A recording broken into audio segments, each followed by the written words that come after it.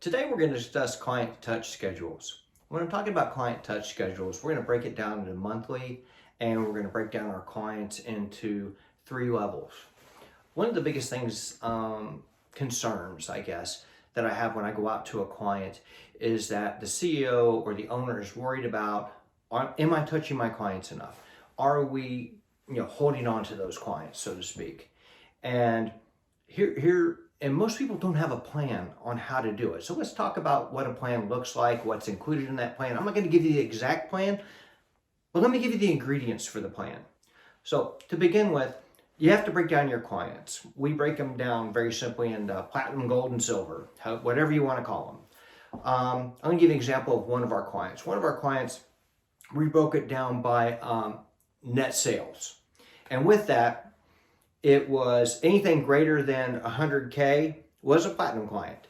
Anything between 100K and 25,000 was a gold client. Anything from 10,000 to 25,000 was silver.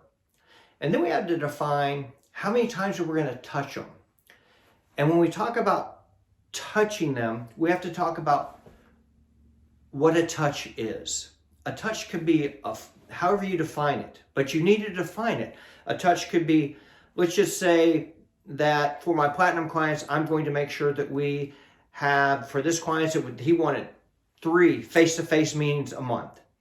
And that was what their industry demanded, that they stay in front of their clients personally.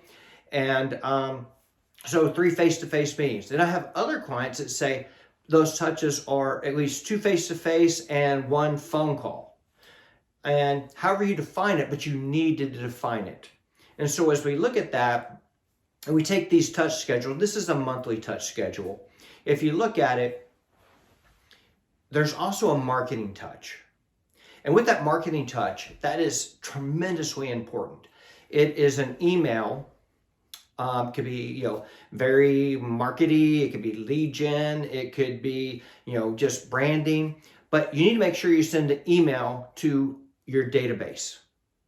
And when I say to your database, because what's important is that the bounce backs.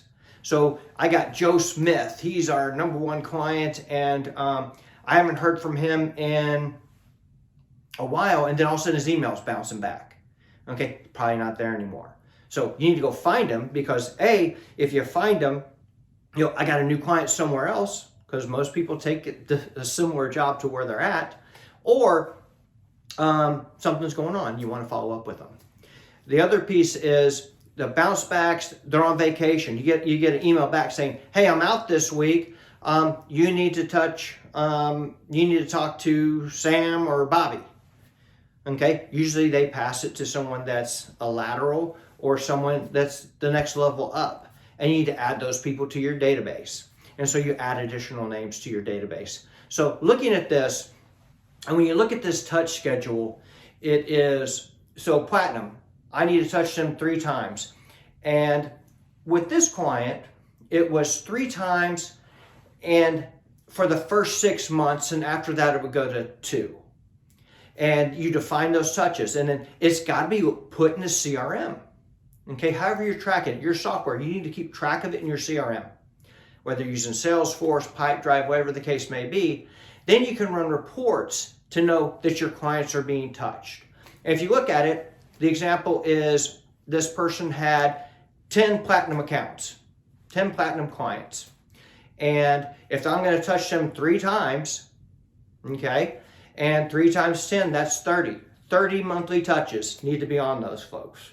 And gold, and let's just say this salesperson has 10. So there's 20. And then they've got silvers need to be touched once. And that could be a phone call, quick email, whatever you define it to be. And there's 30. So if you look at that, you've got 30, 20, 30, which equals 80. So those are 80 touches that you have to do. And if those were 80 appointments face-to-face, can your people do those? That's what I'm saying. When you look at it now it becomes a science and time management and so forth. And before it's just, well, you need to touch them. Well, what does a touch mean? Define it, understand what it is. So there's 80 touches a week. And if you look at it as we go through this, 80 touches a month, And if you divide it by 4 weeks, okay, that's 20 touches a week. And that's just with clients.